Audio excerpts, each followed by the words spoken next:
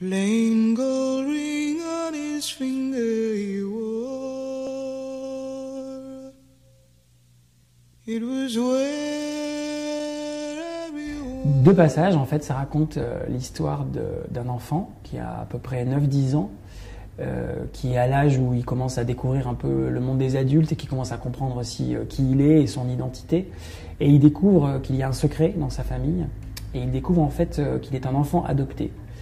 Il découvre qu'il a en fait deux mamans, celle avec qui il a grandi et puis celle qu'il ne connaît pas encore, qui est la mère qu'il a mis au monde.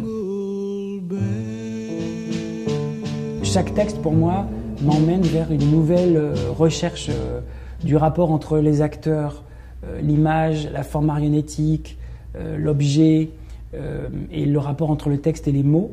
Et c'est vrai que cette première image du conteur qui dit au spectateur « tu sais, tu peux voir dans le noir », et le fait qu'il nous guide, puisque le conteur il est vraiment là dans le texte, je trouve, pour nous guider à travers justement cette histoire parfois un peu sombre, obscure, où il y a des choses qu'on ne sait pas, il y a des choses que le personnage principal nous révèle ou se révèle à lui-même. Et tout à coup, je me suis dit de jouer sur cette affaire d'ombre, de lumière, et ce que permet l'ombre, c'est-à-dire l'ombre marionnettique ou l'ombre humaine, qui permet aussi des transformations, qui permet de cacher des choses, qui permet des choses parfois oniriques.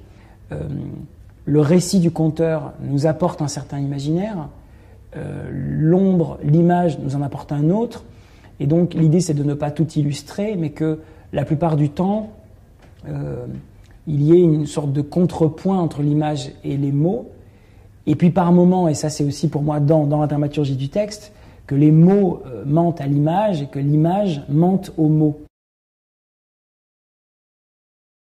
L'histoire du dispositif sonore, en fait, c'est arrivé vraiment dans la recherche qu'il y a pour moi dans le texte entre le spectateur et le récitant.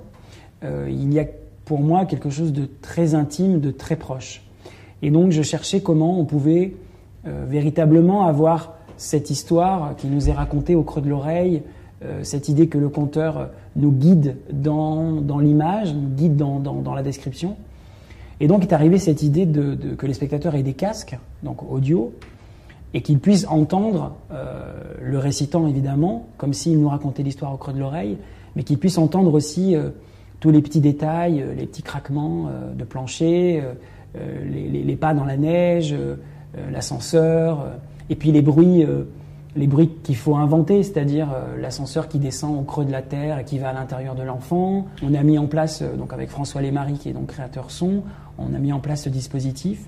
Et donc, comme pour l'ombre, comme dans beaucoup de spectacles, on travaille tout en même temps, et c'est comme si le spectacle s'écrivait. Donc le texte évidemment est écrit, mais c'est comme si le spectacle autour s'écrivait au fur et à mesure avec le son, avec la lumière, avec les ombres, avec toute l'équipe. Quand on sait qu'il va y avoir des enfants dans la salle, il y a une vigilance, il y a, je dirais, peut-être une plus forte responsabilité.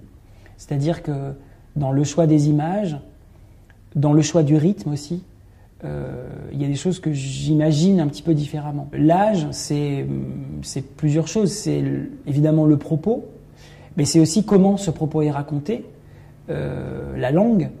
Est-ce que cette langue-là, elle est accessible à partir des enfants ou pas du tout? Est-ce que c'est plutôt pour les adultes? Là, la langue de Stéphane, elle me paraissait accessible, bien qu'elle soit assez exigeante, je trouve, pour le jeune public.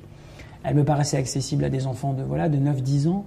Et surtout, je trouvais que le propos et la manière dont il nous embarque dans ce propos, elle me semblait vraiment intéressante à l'âge où, j'ai l'impression, les enfants sont aussi en train de se construire, de construire leur identité par rapport à leurs parents et aussi de construire une sorte d'autonomie. J'ai la chance d'être très bien entouré. C'est un spectacle qui est très long à construire, donc ça demande à tout le monde à la fois beaucoup de patience et à la fois presque un centrage et une précision au quotidien dans le travail.